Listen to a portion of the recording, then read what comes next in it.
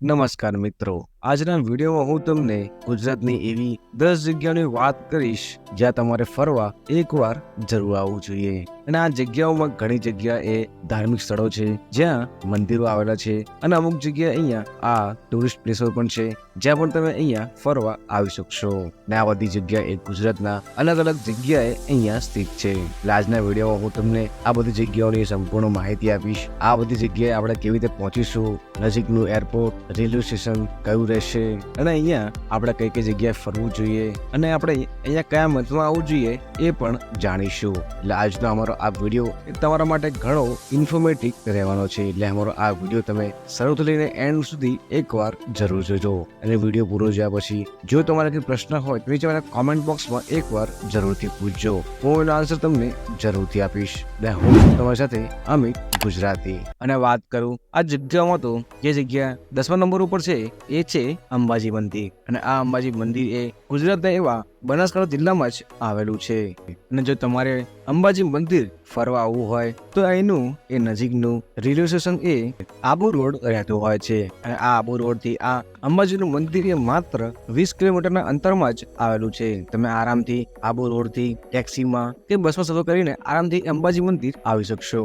કેમ કે અંબાજી મંદિર માટે અહીંયા કોઈ ડાયરેક્ટ ટ્રેન એ તમને ચાલતી જોવા એ નહીં મળે. અને જો તમારે બાય ફ્લાઇટમાં અંબાજી મંદિર આવવું હોય તો અહીંયા અંબાજી મંદિર નજીક કોઈ પણ ડાયરેક્ટ ફ્લાઇટ એ નથી ચાલતી. એના માટે તમારે નજીકમાં એવા સૌથી મોટા શહેર એટલે કે ઉદયપુર આવવું પડશે. અને ગુજરાતમાં જ બીજું શહેર એટલે કે તમારે અમદાવાદ આવવું પડશે. કેમ કે અંબાજી મંદિર નજીક સૌથી મોટા એ ઇન્ટરનેશનલ એરપોર્ટ એ આ ઉદયપુર ને આ અમદાવાદનું જ અહીંયા રહેતું હોય છે. હવે આ બંને શહેર આવીને આરામથી એ ઉદયપુર કે અમદાવાદથી એ બાય બસ સફર કરીને આરામ અંબાજી આવી શકશો.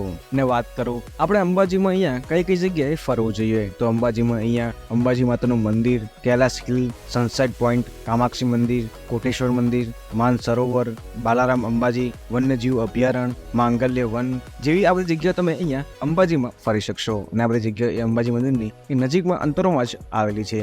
અને આ બધી જગ્યા માટે તમને અંબાજી મંદિરની બહારથી ઘણા બધા એવા ઓટોવાળા મળી જશે જેમાં તમે સફર કરીને આ બધી જગ્યાએ એ આરામથી ફરી શકશો.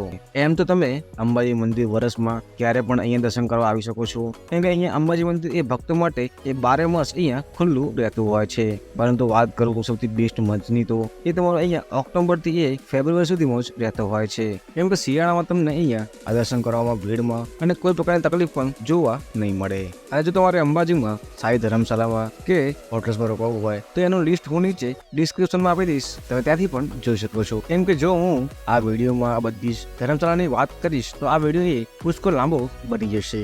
અને જો તમારે ધર્મશાળા અને હોટલની માહિતી જોઈતી હોય તો તમે નીચે ડિસ્ક્રિપ્શનમાં જોઈ શકો છો. ત્યાં હું તમને એ બધી જ માહિતી આપી દઈશ. અને વાત કરું 9મી જગ્યાની તો એ છે સાપુતારા. અને આ સાપુતારા એ ભારતના ગુજરાતના ડાંગ જિલ્લામાં અહીંયા સ્થિત છે. અને આ સાપુતારા એ એક ખૂબ જ સુંદર એક હિલ સ્ટેશન છે જ્યાં દર વર્ષે ભારે ગુજરાતી ભક્તો સાપુતારા ફરવા આવવાનો પ્લાન અહીંયા બનાવતા હોય છે. જો તમારે સાપુતારા ફરવા આવવું હોય તો વાત કરું સાપુતારામાં નજીકનું એવું રેલવે સ્ટેશનની તો જેમાં નજીકનું રેલવે સ્ટેશન એ વધાઈ રેલવે સ્ટેશન અહીંયા રહેતું હોય છે જે સાપુતારાથી એ માત્ર 50 કિલોમીટરના અંતરમાં જ આવેલું છે. અને વાત કરું નજીકના એરપોર્ટની તો સાપુતારા નજીકનું એવું સૌથી મોટું એરપોર્ટ એ સુરત રહેતું હોય છે. અને બીજું એ મુંબઈ રહેતું હોય છે. જો તમે સુરતથી સાપુતારા આવો છો તો તમને આ સુરતથી સાપુતારાનું અંતર એ ટોટલ 156 કિલોમીટર જોવા મળશે. ત્યાં જ મુંબઈથી તમને આ સાપુતારાનું ટોટલ અંતર એ 250 કિલોમીટર આસપાસ તમને જોવા મળતું હોય છે. કે તમે સાપુતારા આવવા માટે સુરત અને મુંબઈ ફ્લાઇટથી આવીને સુરત અને મુંબઈથી બાય બસ કે ટેક્સીમાં સફર કરીને આરામથી એ સાપુતારા આવી શકશો. અને વાત કરું આપણે સાપુતારામાં કઈ કઈ જગ્યાએ ફરવું જોઈએ તો અહીંયા ઘણી બધી જગ્યા છે જ્યાં તમે અહીંયા ફરવા આવી શકો છો.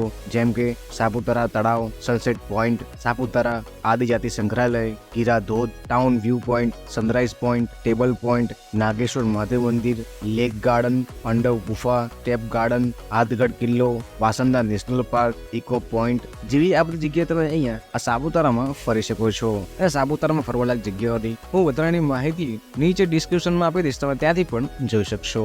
અને વાત કરું 8મી જગ્યાની તો એ છે અમદાવાદ. અને વાત કરું અમદાવાદ શહેરની તો અમદાવાદ એ ગુજરાતનું એક મહત્વપૂર્ણ શહેર છે જે ગુજરાત રાજ્યની પાટનગરી છે. અને એ અમદાવાદ જે અહીંયા સાબરમતી નદીના કિનારે અહીંયા વસેલું છે. અમદાવાદ ગુજરાતનું સાંસ્કૃતિક અને ઐતિહાસિક અને આર્થિક કેન્દ્ર છે, જે વિશ્વના સૌથી મોટું શહેરોમાંનું એક શહેર અહીંયા આ અમદાવાદને ગણાતું હોય છે. અને જો વાત કરું આપણે અમદાવાદમાં અહીંયા કેવી રીતે આવવું જોઈએ, તો અમદાવાદમાં જ આવેલું છે અહીંયા આલુપુર રેલવે સ્ટેશન. તમે ત્યાં ડાયરેક્ટ બાય ટ્રેન સફર કરીને આરામથી અહીંયા આવી શકશો. અને જો તમારે ફ્લાઇટમાં આવવું હોય તો અમદાવાદમાં જ આવેલું છે એક ઇન્ટરનેશનલ એરપોર્ટ, એટલે કે સરદાર વલ્લભભાઈ પટેલ ઇન્ટરનેશનલ એરપોર્ટ. તમે ડાયરેક્ટ ફ્લાઇટના માધ્યમથી પણ એ અમદાવાદ આવી શકશો. અને તમને ગુજરાતમાં અને ભારતમાંથી કોઈ પણ શહેરથી તમને આરામથી એ અમદાવાદની ફ્લાઇટ જોવા મળી જશે. કેમ કે અમદાવાદ શહેર એ ખૂબ જ મોટું અને વિશાળ અહીંયા વિસ્તરેલું છે. અને વાત કરું આપણે જો અમદાવાદ આવીએ છીએ તો આપણે અહીંયા અમદાવાદમાં એ કઈ કઈ જગ્યાએ ફરવું જોઈએ, તો તમે અહીંયા અમદાવાદમાં Sabarmati Ashram, Kankaria lake, Jama Masjid, Akshardham temple, science city, Sardar Patel museum, auto world, vintage car museum, riverfront ને અમદાવાદ પણ તમે અહીંયા અટલ બ્રિજ જેવી એવી ઘણી બધી જગ્યા અહીંયા આ ફરી શકો છો. અને વાત કરું 7મી જગ્યાની, તો જે છે કચ્છ. અને આ કચ્છ એ ભારતના ગુજરાત રાજ્યમાં કચ્છ જિલ્લામાં જ અહીંયા આવેલું છે. જો તમારે કચ્છ ફરવા આવવું હોય તો કચ્છમાં જ આવેલું છે રેલવે સ્ટેશન, એટલે કે ભુજ રેલવે સ્ટેશન. અને ભુજ એ એટલું મોટું રેલવે સ્ટેશન છે એટલે તમે તમારા શહેરે ડાયરેક્ટ આ ટ્રેનમાં સફર કરીને એ ભુજ પણ આવી શકશો. અને અમદાવાદ, પાલનપુર, દ્વારકા, રાજકોટ જેવા શહેરથી તો તમને ભુજ આવવું હોય તો પણ તમે આરામથી આ ભુજ આવી શકશો. કેમ કે અહીંયા આ ગુજરાતના આટલા બધા શહેરો પરથી એ ભુજની ટ્રેનો એ તમને ડાયરેક્ટ ચાલતી જોવા મળતી હોય છે. અને જો તમારે ફ્લાઇટમાં જ ભુજ આવવું હોય તો ભુજમાં આવેલું છે ભુજ એરપોર્ટ. તમે ડાયરેક્ટ આ ભુજ એરપોર્ટ ઉપર પણ ડાયરેક્ટ ફ્લાઇટમાં સફર કરીને એ કચ્છ આવી શકશો. અને વાત કરું કચ્છમાં ફરવાના જગ્યાઓની, તો તમે અહીંયા કચ્છમાં એ કચ્છનું સફેદ રણ જોઈ શકો છો, જે અહીંયા ખૂબ જ સુંદર હોય છે.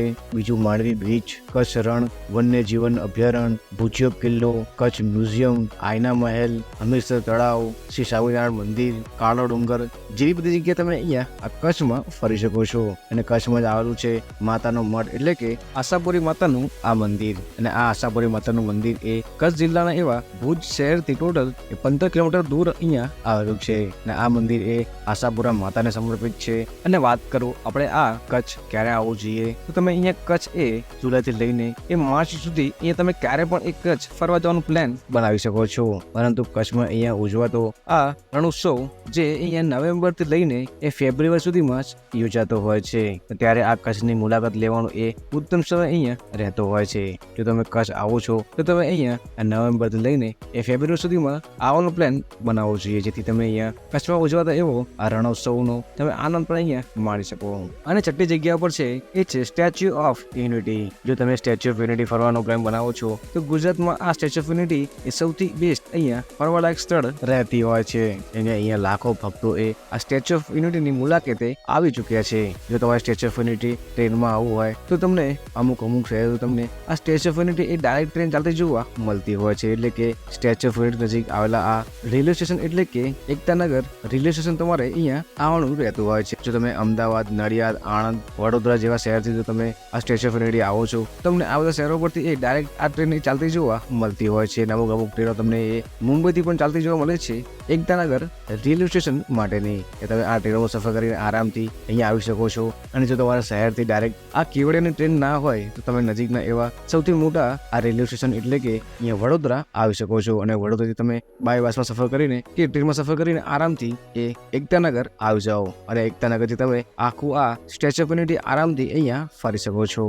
અને વાત કરું આ આપણે સ્ટેચ્યુ ઓફ યુનિટીમાં આવીએ છીએ તો આપણે આ સ્ટેચ્યુ ઓફ યુનિટીમાં કઈ કઈ જગ્યાએ ફરવું જોઈએ, તો એમાં જંગલ સફારી, પેટ ઝોન, યુનિટી ગાર્ડન અને આ સ્ટેચ્યુ ઓફ યુનિટીમાં આવેલા એવા સરદારભાઈ વલ્લભભાઈની આ પ્રતિમા તમે જોવાનું અહીંયા ના ભૂલતા. કેમ કે અહીંની આ પ્રતિમામાં તમને જે સરદાર વલ્લભભાઈની આ ચેસ્ટ સુધી લઈ જવામાં આવે છે, તેથી આ એ સુંદર વ્યૂ તમને જોવા મળતો હોય છે. અને આખી આ સ્ટેચ્યુ ઓફ યુનિટીમાં તમે ફરો છો તમે અહીંયા ઓછામાં ઓછા આ 380 રૂપિયા ટિકિટ આસપાસ તમારે લાગતી હોય છે. અને આ પ્રાઇસમાં તમે આખું આ સ્ટેચ્યુ ઓફ યુનિટી ફરી શકો છો. અને જો તમારે જંગલ સફારી ફરવું હોય તો તમારે એની ટિકિટ એ અલગથી અહીંયા ચાર્જ કરવી પડતી હોય છે. અને તમે આ જંગલ સફારીની ટિકિટ તમે ઓનલાઈન બુક કરી શકો છો. અને તમારે ઓફલાઈન લેવી હોય તો પણ તમે અહીંયા ત્યાં કાઉન્ટરથી લઈ શકશો. અને આ સ્ટેચ્યુ ઓફ યુનિટી તમે સરદાર વલ્લભભાઈ ડેમ પણ એ આરામથી સુંદરતાથી એ નિહાળી શકશો. કેમ કે અહીંથી આ સરદાર વલ્લભભાઈનો ડેમ એ ખૂબ જ સુંદર એ અહીંયા દેખાતો હોય છે. તમે અહીંયા આવી રીતે આ સ્ટેચ્યુ ઓફ યુનિટી પણ અહીંયા ફરી શકશો. અને વાત કરું 5મી જગ્યાની, તો આ 5મી જગ્યા ઉપર છે એ છે ગિરનાર. અને આ ગિરનાર પર્વત એ ગુજરાતના એવા જુનાગઢ જિલ્લામાં જ આવેલો છે. જો તમારે આ ગિરનાર આવવું હોય તમને અહીંયા ગિરનારમાં નજીકનું એવું રેલવે સ્ટેશન એટલે કે જુનાગઢ જોવા મળી જશે. અને આ જુનાગઢ રેલવે સ્ટેશનથી આ ગિરનાર પર્વત એ માત્ર 4 કિલોમીટરના અંતરમાં જ આવેલો છે. તમે આરામથી ઓટોમાં સફર કરીને અહીંયા ગિરનાર એ આવી શકશો. અને વાત કરું નજીકના એવા એરપોર્ટની તો અહીંયા ગિરનારનું સૌથી નજીકનું એરપોર્ટ એ અહીંયા દીવ રહેતું હોય છે. જો તમારે અહીંયા ફ્લાઇટમાં આવવું હોય તો તમે દીવ આવીને અહીંયા દીવથી બાય બસ કે ટેક્સી કરીને આરામથી એ આ ગિરનાર આવી શકશો. અને આ ગિરનાર એક પહાડી છે જે ગુજરાતની જુનાગઢ જિલ્લામાં જ આવેલું છે. અને ગિરનારની ઊંચાઈ ટોટલ એ 3666 ફીટ અહીંયા રહેતી હોય છે. અને ગિરનારની આ પર્વતમાળા ઉપર તમને એ હિન્દુ ધર્મના જૈન ધર્મના મંદિરો તમને જોવા મળતા હોય છે. અને વાત કરું આપણે ગિરનારમાં અહીંયા કઈ કઈ જગ્યાએ ફરવું જોઈએ તો અહીંયા તમે ગિરનારમાં એ દત્તાત્રેય ભગવાન મંદિર જે અહીંયા ગિરનારની આ પર્વતમાળા ઉપર એ સૌથી ઊંચા ટોચ ઉપર આવેલું આ મંદિર રહેતું હોય છે. તમે ત્યાં દર્શન કરી શકો છો. દેવી અંબેમાનું મંદિર જે અહીંયા આ પર્વતની એ વચ્ચોવચ્ચ જ આવેલું છે. અને જૈન દેરાસર છે, જટાશંકર મહાદેવ મંદિર, ગિરનાર રોપવે, ઋષભદેવ મંદિર, ગિરનાર સાધના આશ્રમ, પાર્શ્વનાથ મંદિર, શક્કરબાગ ગાર્ડન, ગિરનાર જૈન મંદિરો, ઉપરકોટનો કિલ્લો, જુનાગઢમાં આવેલા એવા ગિરનાર નજીક આ બધી જગ્યાએ તમે અહીંયા આરામથી ફરી શકો છો. અને વાત કરું ચોથી જગ્યાની તો જેમાં અહીંયા આ સાસણગીર અહીંયા રહેતું હોય છે. જો તમે ગિરનાર અહીંયા ફરવા આવો છો તો તમે ગિરનારની જોડે જોડે આ સાસણગીર તમે ફરવાનું અહીંયા ના ભૂલતા. કેમ કે જુનાગઢથી એ માત્ર 52 કિલોમીટરના અંતરમાં જ આવેલું છે આ સાસણગીર. જો તમે સાસણગીરમાં અહીંયા જો તમારે લાઈવ સિંહ જોવા હોય તો તમારે આ સાસણગીર તમારે જરૂરથી આવવું જોઈએ. અને વાત કરું એના ટાઈમિંગની તો અહીંના આ સાસણગીરનો ટાઈમિંગ એ સવારે 6 વાગ્યાથી લઈને એ સવારના 9 વાગ્યા સુધીનો જ રહેતો હોય છે. અને બીજો ટાઈમિંગ અહીંયા બપોરના 3 વાગ્યાથી લઈને એ સાંજના 6 વાગ્યા સુધી જ અહીંયા રહેતો હોય છે. અને એની આ ટિકિટના એ ચાર્જીસ અલગ અલગ રહેતા હોય છે એ તમે અમારી આ સ્ક્રીન ઉપર જોઈ શકો છો.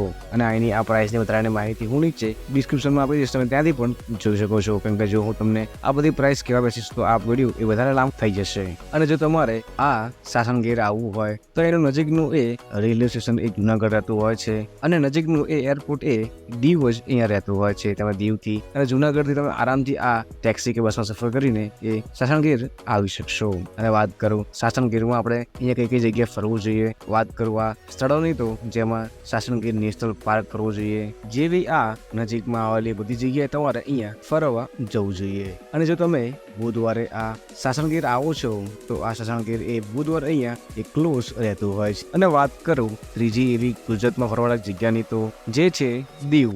અને આ દીવ એ ગુજરાતના એક એવા કેન્દ્ર શાસિત પ્રદેશમાં અહીંયા આવેલું છે. અને આ દીવ એ ગુજરાતના એવા દક્ષિણ ભાગમાં આવેલા એવા દરિયા કિનારે જ અહીંયા વસેલું છે. જો તમારે દીવ આવવું હોય, વાત કરું અહીંયા દીવના નજીકના એવા રેલવે સ્ટેશનની તો એ અહીંયા વેરાવળ રહેતું હોય છે. અને વેરાવળથી તમને આ દીવની એ અંતર ટોટલ એ 90 કિલોમીટર જોવા મળી જશે. વેરાવળથી જ બસમાં સફર કરીને આરામથી એ દીવ આવી શકશો. બાય ફ્લાઇટ આવવું હોય તો દીવમાં જ આવેલું છે. અહીંયા દીવ એરપોર્ટ તમે ફ્લાઇટમાં સફર કરીને પણ આરામથી એ દીવ પહોંચી શકશો. અને વાત કરું દીવમાં અહીંયા ફરવાલાયક જગ્યાઓની તો તમે અહીંયા દીવમાં એ દીવ કિલ્લો, નાયડા ગુફાઓ, નાગવા બીચ, ગંગેશ્વર મહાદેવ મંદિર જેવી જગ્યાએ તમે અહીંયા આ દીવમાં ફરી શકો છો. અને અહીંયા બીજા નંબર ઉપર છે એ છે સોમનાથ ટેમ્પલ. જો તમારે સોમનાથ એવા દર્શન કરવા આવવું હોય એટલે કે ભારતમાં આવેલા એવા 12 જ્યોતિર્લિંગમાંથી એક જ્યોતિર્લિંગ મંદિર દર્શન કરવા આવવું હોય તો તમે અહીંયા આ સોમનાથ આવી શકશો. કેમ કે આ સોમનાથ એ ગુજરાતના એવા દક્ષિણ દરિયા કિનારે જ આવેલું છે. જો તમે અહીંયા દીવ આવો છો તો તમે દીવ જોડે આ સોમનાથ પણ અહીંયા આવી શકશો. કે સોમનાથથી દીવ એ ખૂબ જ નજીકના અંતરોમાં જ આવેલું છે. એટલે તમે જુનાગઢ, સાસણગીર, આ દીવ બાદ તમે અહીંયા સોમનાથ પણ ફરવા આવી શકો છો. જો તમે સોમનાથ આવવું હોય તો સોમનાથ નજીક એવા 4 કિલોમીટર અંતરમાં આવેલું છે વેરાવળ રેલવે સ્ટેશન. અને આ વેરાવળ રેલવે સ્ટેશનથી તમને આરામથી આ સોમનાથ મંદિર આવી શકશો. અને જો તમારે ફ્લાઇટમાં સફર કરીને આ સોમનાથ આવવું હોય તો સોમનાથ નજીકનું એ સૌથી મોટું એરપોર્ટ એ અહીંયા દીવ જ રહેતું હોય છે. તમારે દીવ આવીને દીવથી બાય બસ ટેક્સીમાં સફર કરીને આરામથી એ સોમનાથ આવી શકશો. અને વાત કરું આપણે સોમનાથમાં અહીંયા કઈ કઈ જગ્યાએ ફરવું જોઈએ તો સોમનાથમાં તમે અહીંયા સૂરજ મંદિર, લક્ષ્મીનારાયણ મંદિર, પાલકાર તીર્થ, સોમનાથ મંદિર, પંચ પાંડવ ગુફા, શ્રી પરશુરામ મંદિર, જુનાગઢ ગેટ, ગીતા મંદિર, પીડભંજન મહાદેવ મંદિર, ત્રિવેણી ઘાટ, સોમનાથ બીચ, પ્રભાસ પાટણ મ્યુઝિયમ, સના ગુફાઓ, કામનાથ મહાદેવ મંદિર, વનેશ્વર મહાદેવ મંદિર, Girnar national park, Harihar one જેવી જગ્યાઓ તમે અહીંયા આ સોમનાથમાં અહીંયા ફરી શકો છો. અને આ બધી ફરવાલાયક જગ્યાની લિસ્ટ હું નીચે ડિસ્ક્રિપ્શનમાં આપી દઈશ, તમે ત્યાંથી પણ જોઈ શકશો. અને વાત કરું પહેલી જગ્યાની તો એ છે આપણું દ્વારકાધીશનું આ મંદિર. અને આ દ્વારકાધીશનું મંદિર એ ગુજરાતમાં એવા દ્વારકા શહેરમાં જ અહીંયા આવેલું છે અને આ એક પ્રખ્યાત હિન્દુ મંદિર છે જે ભગવાન શ્રી કૃષ્ણને સમર્પિત છે. દ્વારકા મંદિર વિશે જો વાત કરું તો આ દ્વારકાધીશ મંદિરનો ઇતિહાસ એ 2000 વર્ષ જૂનું છે અને આ મંદિર એ અહીંયા મહાભારતના સમયથી બનાવવામાં આવ્યું હતું અને આ દ્વારકાધીશનું મંદિર એ અહીંયા હિન્દુઓ માટેનું એક ખૂબ જ પવિત્ર મંદિર અહીંયા ગણાતું હોય છે.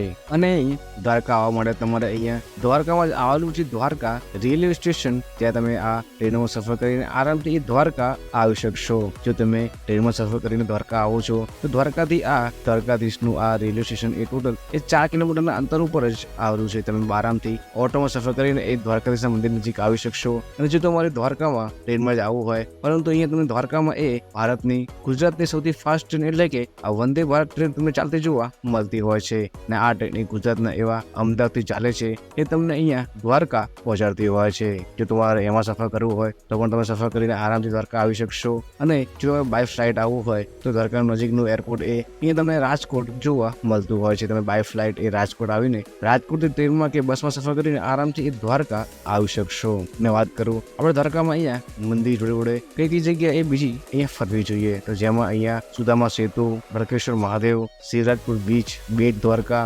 નાગેશ્વર, જ્યોતિર્લિંગ, રૂક્ષ્મણી માતા મંદિર, કુપી તલાબ જેવી જગ્યા તમે અહીંયા આરામથી અહીંયા ફરી શકશો.